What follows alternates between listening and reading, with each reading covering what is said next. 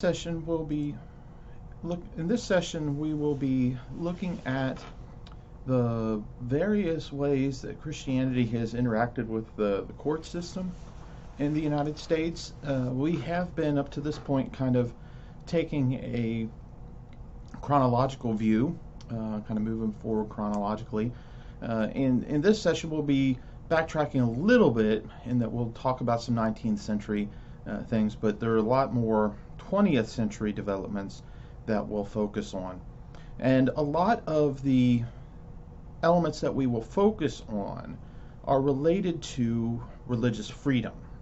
A lot of the court cases that have made their way into the courts, especially we'll focus predominantly on Supreme Court cases, have predominantly focused on issues of the First Amendment, sometimes related to governmental support of religion, questions about that, as well as questions about how much freedom do religious people, including Christians, have to practice their own religion in their own way. And in thinking about that, there are a couple of things to have as a background, right? When it comes to the First Amendment, there are a variety of freedoms kind of delineated there, rights that the citizens of the United States have. Some of those rights relate to freedom of speech, freedom of the press, freedom of assembly, things that touch on religion but aren't specifically directed to religion. And then, of course, there are the provisions related to religious freedom. Specifically, there are two parts to the First Amendment. And basically the idea behind the freedom of religion is that Congress is not supposed to make any laws promoting an establishment of religion or limiting the free exercise of religion. Now, through the 19th century, a majority of the 19th century, a large part of that should be recognized that it specifically focuses on the federal government, and that Congress shall not make any laws that prohibit the free exercise of religion or establish a religion. But eventually the jurisprudence of the Supreme Court made those provisions applicable to the states. So whether or not a state had religious freedom in their own state constitution, the 14th Amendment, it was decided, provided the same kind of protections related to the state. So the states then could not prohibit the free exercise of religion or establish religion. So a lot of the court cases eventually started to circle around state laws and whether or not state laws established a religion. Now, you might remember we pointed out that through the first part of the 19th century, there were several state constitutions that had an established church or established a church, and that varied by region. Some were specifically established as, like, the Episcopalian Church. Some were the Congregationalist Church, and then others were more generic, and they established Protestant religion as the official state religion. And with that came a variety of benefits, monetary support of churches, taxes would be taken, and sometimes those taxes went to specific churches. Other times those taxes would just be kind of divided up among the various churches in a particular state. So some of that was there was some element of state support, but there were also other ways that Christianity was established in laws. When we think of some of the laws against certain what were considered to be immoral practices, in some ways, I still think they're immoral practices. For example, blasphemy, speaking against God or Jesus, other moral issues. There were laws up through the colonial period requiring church attendance in various states. Some of those, carried over into the state constitutions. There were some state laws that prohibited work on Sunday. There were various states that required oaths that were essentially, you had to claim a belief in God, swear a belief in God, in order to hold various offices. And there were various laws that excluded certain groups from voting. Jews, Catholics were two major groups, and even atheists. So before the United States Constitution, there were 11 of the 14 state constitutions prohibited Jews and agnostics from from voting, holding office. 7 of the 14 prohibited Catholics. 5 of those limited civil rights only to Protestants. 3 of them were more generic and limited civil rights to Christians, and 1 limited to theists. So that opened up the possibility of others. Now, some of that, of course, began to change with the Bill of Rights, the Constitution, freedom of religion. Some states, as they revised their constitutions, started to revise in light of that. And one of the concerns that was prevalent was, the idea of state support of religion. And so, in the early 1800s, a group of Baptists from Danbury, Connecticut, wrote to Jefferson, Thomas Jefferson, who was the president at that time, kind of wanting to, kind of think about and talk about this idea of establishment. Baptists at this point were not a very large group. They were very supportive of religious freedom, but were also concerned because in many cases they lived in places where the Baptist church wasn't the established church. It was something else. So here are these Baptists in Connecticut, where the Congregational Church is the established church, and so they're writing to Jefferson about these concerns, and Jefferson writes back basically asserting that the First Amendment had created a wall of separation between church and state. And so that's where that phrase comes, wall of separation of church and state, comes from this letter that Jefferson wrote to these Baptists. It certainly is not found specifically in the Constitution or the Bill of Rights, but Jefferson argued, and people have accepted it from that point, that the Constitution was essentially written, the First Amendment was written in such a way that church and state were to be separated. And as I believe I noted in a previous session, the day after he writes that, he attends a church service in the House of Representatives. So, the separation of church and state, that wall, has always been a fluid wall rather than a hard and fast wall. But there have been various times where people have assumed that it's a hard and fast wall, a very strong separate wall, and we'll talk about that in a little bit. So let's get into talking about these court cases. We'll talk about a few cases prior to the 20th century. Most of the cases prior to the 20th century, though not all, kind of assume the prevalence of Christianity and really are decided from the basis of Christianity being, if not the established religion of the United States, a extremely prevalent religion within the United States, out of which a lot of decisions, particularly of morality, should be made. And so it's interesting that in the 19th century, you're kind of operating from this position. A lot of these court cases, these justices are operating from this position of using Christianity and Christian standards to make determinations. While in the 20th century, it's reversed, and there are a variety of reasons for that. Pluralism. So, you're having more religions than just Christianity, in the United States. Of course, Judaism has been around a very long time, but it starts to grow in the late 19th century into the 20th century. There's certainly some issues with Catholics, but not as much by the 20th century as far as court cases.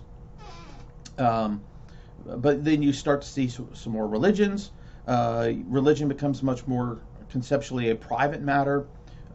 Secularism is on the rise. There's a divergence that is taking place within Protestant Christianity. We talked about that.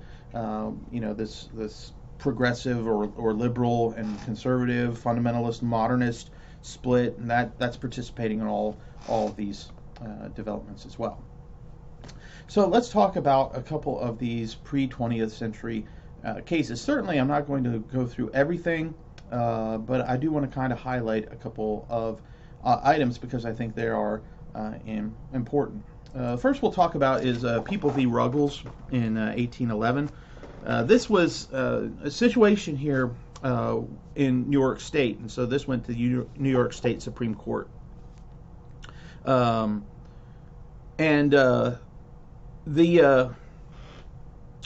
court case here had to do with a man named Ruggles, who in a public space kind of shouted, basically, the idea was Jesus was illegitimate. He used a different term than that, and that essentially Mary was a prostitute. Again, he used other terms, which I'm not going to use right now. So he shouts this in a public place. There's some question as to whether he was drunk or not, so that might have been why he felt fine shouting this. But he's arrested and charged with blasphemy. Right, so here we have this case where, here in New York, well, excuse me, not so much here in New York, but in general, there are several states that have blasphemy laws on the books where if you blasphemed or you were judged to have blasphemed, you faced consequences, criminal charges. Now, New York at this time did not have a blasphemy law. So there wasn't a law against blasphemy. And basically Ruggles uses that as his defense, right? I didn't break a law because there is no blasphemy law. However, and he also argued that any arrest here didn't offer him the freedom of religion, right? That he could express whatever he wanted to express related to religion. So, makes its way to the New York State Supreme Court. The Chief Justice, a man named James Kent, basically decides for a unanimous court, so the entire justices agreed on this, that basically Christianity was the common law of New York State. So even without a specific blasphemy law, because of the prevalence of Christianity and essentially its ties to, common law, that the issue of religious freedom didn't matter. That he was not legally allowed to do this. He was fined $300 and charged with was also supposed to spend 3 months in prison. That essentially, the argument here was that the blasphemy essentially led to anarchy. If we allow people to blaspheme, it's going to tear down social order, and social order is so intertwined with Christianity.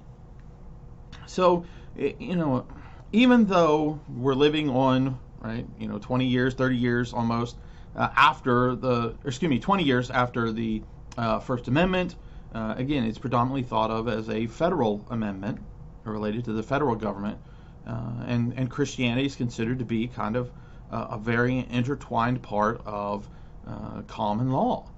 And so people were, this court rules that people were expected to kind of live in that way.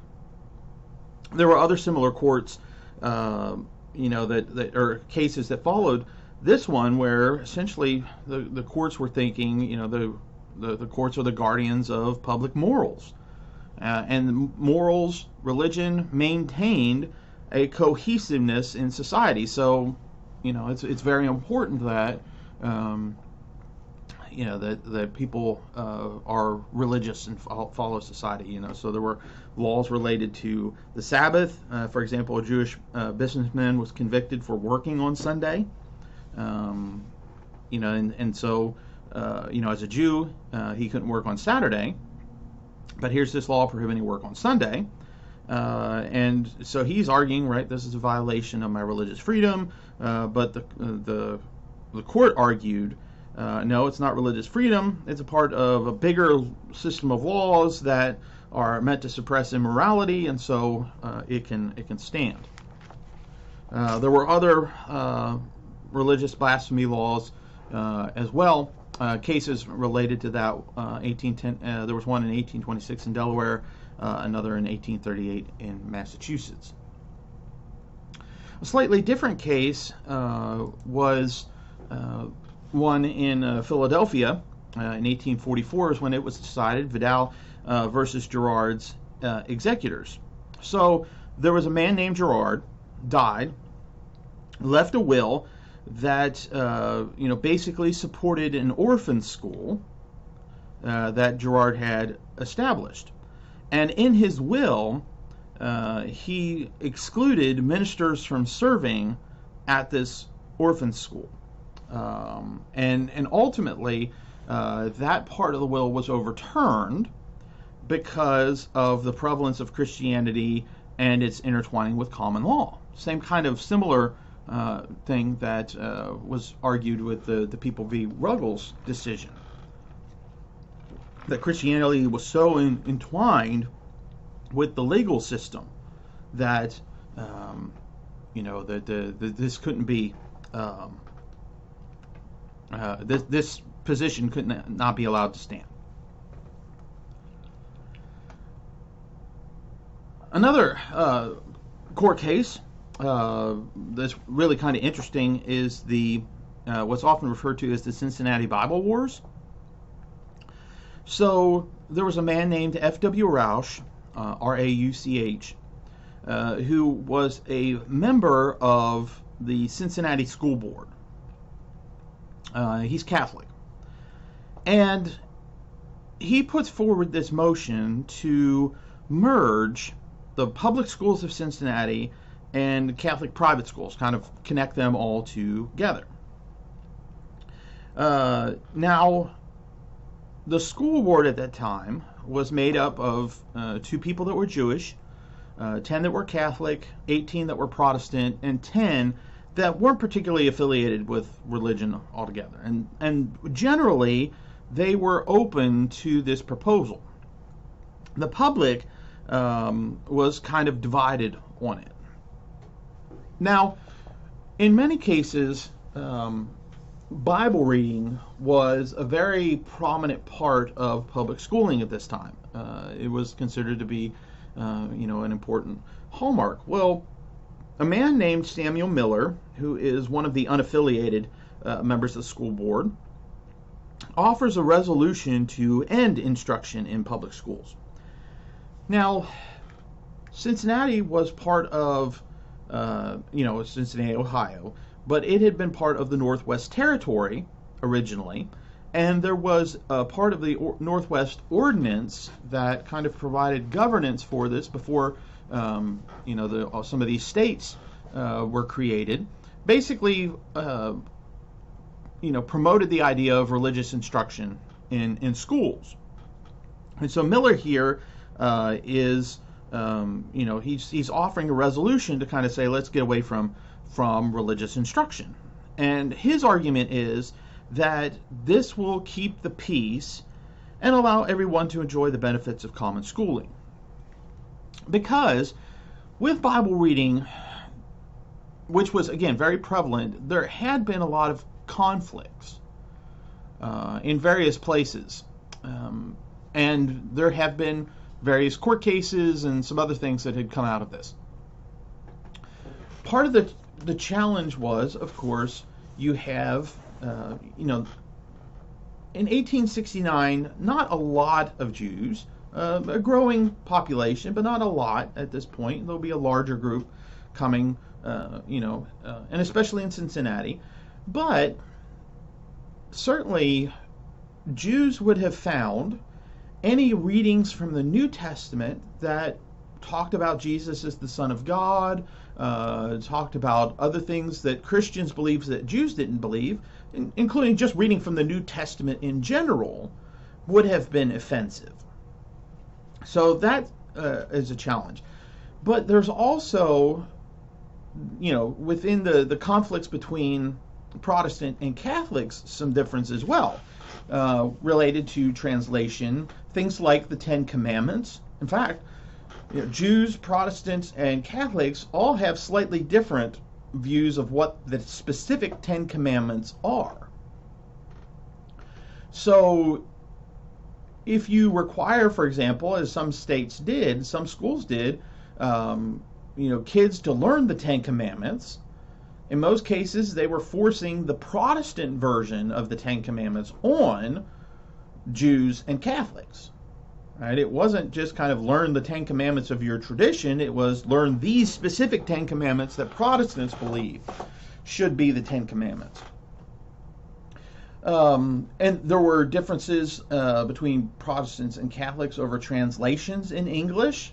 The Catholic version was slightly different than the King James Version, which is what, the King James was basically the English translation in use in the colonies in the United States. And then, of course, there's also some books that Catholics believe to be scripture that Jews and Protestants did not. Sometimes referred to as the Deuterocanonical or the apocryphal books. Right? So, that's a challenge as well. So there was a lot of conflict among these groups over something that we might think, well, it's just Bible reading. Well, no, when you get down into some of the details, this is a challenge. So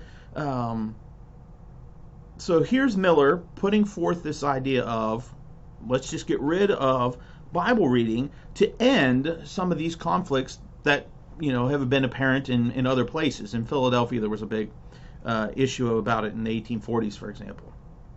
Well, the measure passes 22-15, but it kind of feeds this animosity that's going on in Cincinnati and the division that's already there. So some Protestants that were particularly activistic about this file a restraining order with the Superior Court of Cincinnati that this doesn't go into effect. And the argument basically is that Bible reading is essential to good government.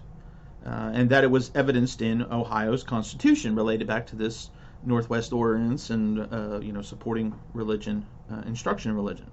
The Superior Court agreed with this argument 2-1 that Bible reading was good. So it eventually goes to the Ohio Supreme Court. Now,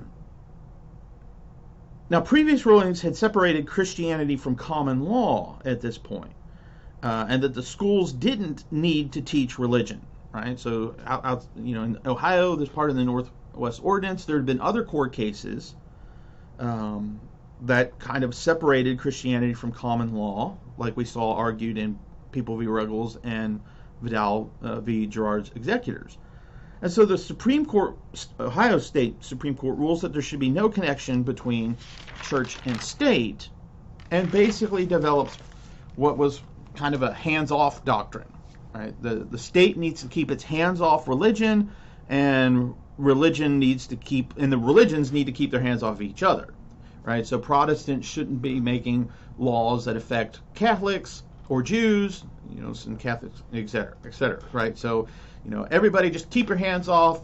Nice kind of elementary toddler kind of argument, right? Keep your hands to yourself, right? But essentially, that's kind of the law that or the ruling that comes down with that. Different case, kind of switching different types of issues in Reynolds v. United States. This had to do with the case of the Mormon practice of plural marriage that we talked about in a previous session. So in 1874, the United States Congress passed some anti-polygamy statutes. We briefly mentioned them in the section on Mormonism. Now, there had been some previous ones on the books, but especially in Utah Territory, where majority of the Mormons were at this point, they were not really enforced that well. So Mormons decide they're going to test this law.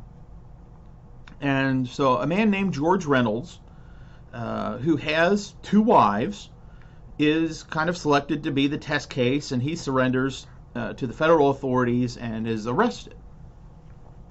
Well, the court, it gets to the Supreme Court and the United States, and the argument, of course, is the free exercise of religion.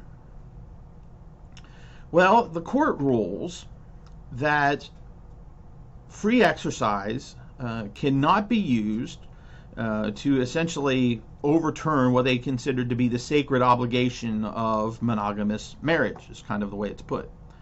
And that polygamy was essentially subversive of good order. So they don't buy the free exercise argument.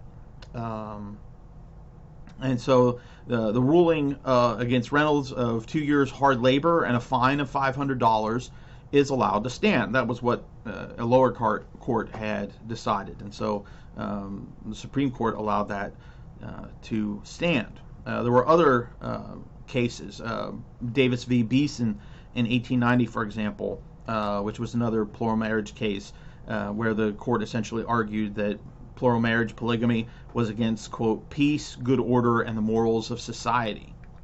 And so this question of, free exercise, how far does free exercise stretch, right? And again, we're just focusing on Christianity. We could look at, and groups kind of connected with Christianity, we could look at Native American practices, other practices of American citizens that weren't particularly Christian, the practice of animal sacrifices, etc. But we're predominantly focusing specifically on, cases related to Christianity. And so in this case, the free exercise of religion was limited by notions of what accomplished good order. So exercise, the free exercise of religion could be, the court felt, minimized if it led to problems in the social order. Right? So it wasn't an unlimited right. There were also questions in a different way about free exercise, and some things like that related to the Church of the Holy Trinity versus the United States. And this court case took place in 1892. Now, there was a law in place that basically you couldn't hire foreign laborers and bring them to the United States. Right. And so here's this church, and in the 1890s, and they hired a minister to come from England and to preach for them. Well, this is against the law. So it eventually makes it the whole way to the Supreme Court, and the Supreme Court decides that the law was not meant to stop the hiring of foreign clergymen, but of hiring foreign unskilled, essentially cheap labor. Right? So the way they're looking at this is with legislative intent. What was the intent of the law? Well, the intent of the law, they believed, was to keep people from hiring non-American citizens so that, and paying them less rather than hiring people that were already here. Well, that wasn't the intent. The intent wasn't to prevent ministers who would have been seen as more skilled labor from coming to the United States. So, they kind of make a difference here. But one of the things that's interesting out of this is that one of the justices, a man named David Brewer, writes in his opinion, so there's the decision, and then the justices will sometimes write their own opinions related to the decision. Well, David Brewer, justice, writes in his opinion, and kind of references the United States being a religious nation, that the laws wouldn't be created, that laws wouldn't be created against religion, and basically claiming that the United States was a Christian nation. Now, there's been a lot of debate since then about what Brewer meant, and how that aligns with some other things. But essentially, here's this argument, and Fia, I believe, talks about this case as well. This notion of the United States being a Christian nation and a nation of religious people, so laws that are made shouldn't be against people practicing their religion or against religion in general. However, we get into the 20th century and we start to see, well, it's a little bit more complex than that, or at least justices, Supreme Court justices especially, say it's a little bit more complex than that. And so, again, as we move into the 20th century, we won't be looking at every court case. One resource that I found very useful as I was pulling this together is there's a website called the First Amendment Encyclopedia, and you can go to that website, and it covers all these cases and more, lays out the decisions and who wrote in favor and who wrote against, and how the different justices cooperated or dissented, and so they cover a lot more than what we're looking at here. But Supreme Court decisions, so not so much People v. Ruggles, the Cincinnati Bible Wars. Some of these were decided on the state level rather than the national level at the Supreme Court. Some of them were, and so some of them show up, but some of them don't. So the shift in the 20th century begins to display a move predominantly away from the establishment of Christianity, the intertwining of Christianity. I don't want to completely say there's an absence of that, right? Because at various times, depending who the Supreme Court justices are, sometimes they will rule in favor of more intertwining or more entanglement, we might say. But one group that has been particularly a focus of a lot of these court cases related to the freedom of religion has been the Jehovah's Witnesses. And we mentioned that when we talked about the Jehovah's Witnesses. So I'm not going to talk about all the Jehovah's Witnesses cases. There's been over 40 cases related to Jehovah's Witnesses. So I'm just going to touch on a few of them. Very much the focus being, the focus being the Jehovah's Witnesses wanting to be able to practice aspects of their religion. And in most of the cases, though not all, but in most of the cases, Jehovah's Witnesses have been successful. Certainly not all, but and we'll talk about a couple where they weren't successful. But the success, as we mentioned when we were looking at Jehovah's Witnesses, the success has provided greater freedoms for other people, even though that might not necessarily have been the original intent, right? The Jehovah's Witnesses weren't looking to expand religious freedom rights for everyone, even though it's kind of worked out that way. But there have been, several cases. One of those cases was Schneider versus New Jersey. And essentially there was a New Jersey law against distributing handbills, documents, printed documents, door to door without a permit. Now, one of the things that was kind of presented here was a concern that people it was leading to littering, right? Because people would just throw away these, I don't want to read this, I took it from the person, but I'm not going to read it, and so they just kind of pitch it. But there's also a way here in which the police are kind of using it to prohibit the witnesses from evangelizing, right? Because when witnesses would evangelize, they would distribute, some Jehovah's Witnesses literature. Well, this law becomes a way to prevent the witnesses from doing some of that. And ultimately, the Supreme Court rules for freedom of speech and freedom of the press, that both of these are important for democratic institutions, and so they shouldn't be, they shouldn't be restricted. Now, certainly, in other times, the Supreme Court has argued for some restrictions on the freedom of speech.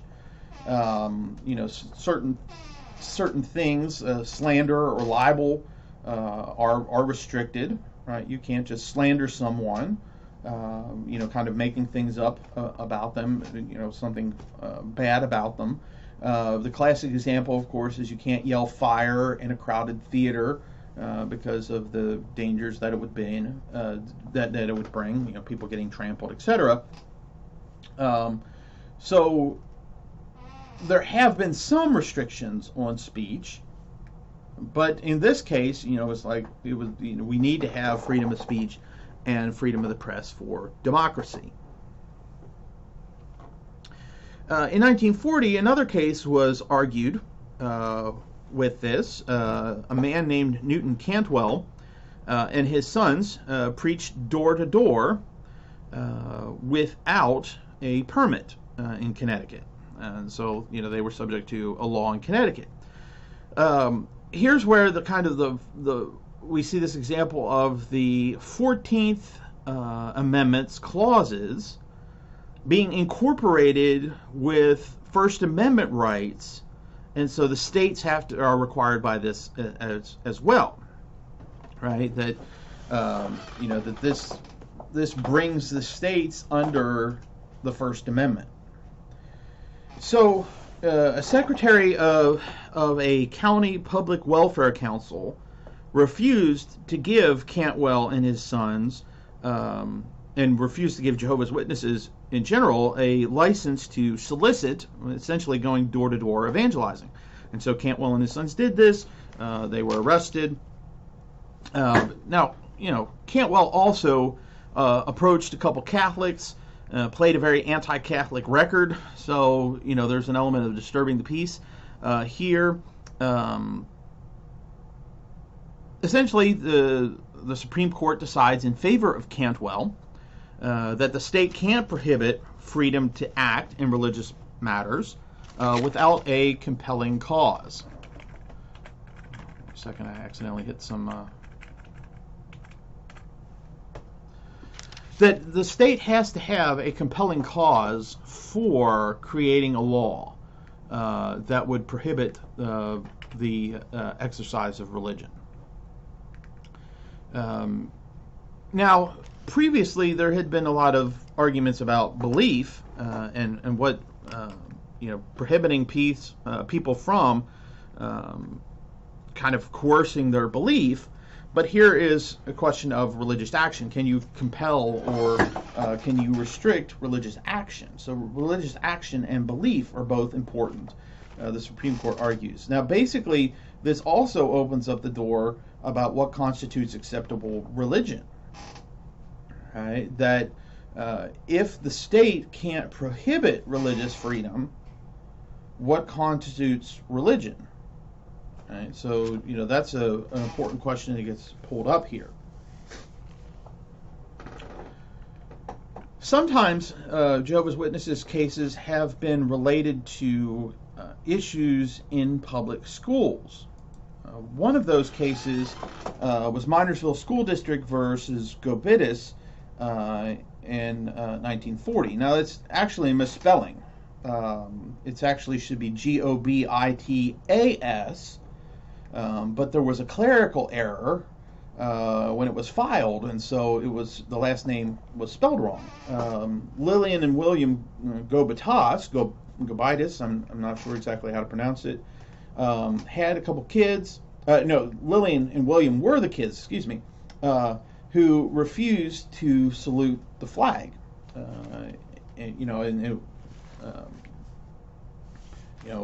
Many states required saluting the flag, and there were often laws in place. That was the case here. But as Jehovah's Witnesses, they believed that this was kind of connected with idol worship, and so they refused to do so. And so this is one of the cases that Jehovah's Witnesses lost. Essentially, the Supreme Court decided against them that saluting the flag was necessary to promote social cohesion. And so the authority of the government trumped liberty of conscience, is what was argued in this case. A couple years later, though, the court decided differently. So the West Virginia Board of Education versus Barnett, which, the laws here that are at stake were enacted after the Minorville case, and essentially it was a law where students that refused to salute the flag faced expulsion, and the parents were fined and could be subject to 30 days in jail. Well, ultimately, the Supreme Court decides against this law, so it basically overturned Gobittis. It overturned the previous case. The justices in this case argued that you shouldn't compel people to say what they don't believe. So here are Jehovah's Witnesses who do not want to pledge allegiance to the flag or pledge allegiance to the United States of America because they believe their allegiance is only to Jehovah. To compel the children of witnesses to say the pledge would essentially be compelling them to say things that they did not believe. Right? And so the witnesses do not have to. Nobody has to. If they really have a reason not to, right? They, for whatever reason, they don't have to say the pledge. You can't make a law that forces people to say the pledge, according to this decision. So, again, Jehovah's Witnesses were successful, brought a lot of freedoms for everybody, even though that wasn't necessarily their intent. The last case with the witnesses that we'll talk about, and there have been other cases related to blood transfusions and some other things that are distinctive witness doctrine, but the last one we'll talk about is Prince v. Massachusetts. So there was a regulation that Massachusetts put in place that prohibited boys who were younger than 12 and girls that were younger than 18 from selling newspapers in streets and public places. Ostensibly, this is, about safety. But it did limit some of the things that Jehovah's Witnesses could do. So Sarah Prince, who is a member of the Witnesses, had custody of her niece, Betty Simmons, who was 9 years old. And so they were out selling literature produced by Jehovah's Witnesses. And, of course, they're subject to the law, and they appeal to the Supreme Court. And they focus on the issue of freedom of religion because Prince feels, probably guided by, witness theology, that freedom of the press is a secular right, and this is a religious issue. Right? So even though she could have argued freedom of the press, she's only arguing about freedom of religion. This is one of the cases that the witnesses lose. The Supreme Court decided to uphold the law. And the reasoning was that in some cases, parents could be coerced against their beliefs for some kind of greater reason, right? A compelling reason. And so the example that's used by the justices is vaccination, which at the time, they argued parents could be coerced into vaccinating their children, for example, if they wanted to send them to public schools. Right? Now, they couldn't be forced. It wasn't that they were going to break in the door and stick their kid with a needle. But if you wanted to attend a public school, the state could require vaccination. Even if a parent had religious reasons against vaccination, they could still be compelled to obey that law, because of public safety, etc. That's where they decide to uphold this law, because it's about safety. Now, an important question about this all has to do with the selling, right? Does the commercialism of this? Those justices that dissented, right? This wasn't a unanimous decision. Those justices that dissented thought that no, religious freedom is a sacred right, and they believed that this wasn't a wholly neutral situation. It wasn't about public safety. That really it was about limiting religious activity. And so the dissenting justices had some significant problems with this as a religious freedom case, but ultimately the majority voted to uphold the law. We switch now from Jehovah's Witnesses to talking about some cases relating to religion in schools and religious activity in schools.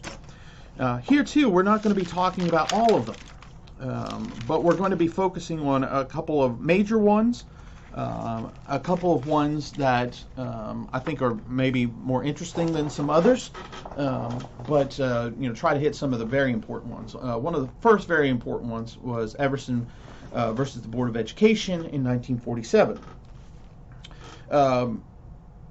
New Jersey passed a law that paid for transportation to and from school, even if that school was religious. Right? And so, busing for everybody, including if the bus is taking you to a parochial school. Everson was a taxpayer in New Jersey, and he didn't like this law, and so he sued. Ultimately, the Supreme Court allowed the law to stand. It was a 5-4 decision, so it was a very split decision. But in this ruling, there is a reference to the wall of separation between church and state, and that it is a high and impregnable wall. Now, that's a little historically short-sighted as far as what's actually happened. But essentially, the Supreme Court justices that wrote the majority opinion said, right, this is this high impregnable wall, so church and state need to be separate. They did allow the law to stand because they believed that busing was especially this law was public welfare legislation. It was for the good of the public, right, to get kids to schools safely. That it was basically neutral towards religion. Right? It wasn't trying to support religion, it was trying to keep kids safe. And so the argument that comes out of this is this high impregnable wall, as well as the idea that government should be neutral towards religion. It shouldn't promote religion, nor should it persecute religion. Right? That ultimately any sort of governmental decisions have to be neutral.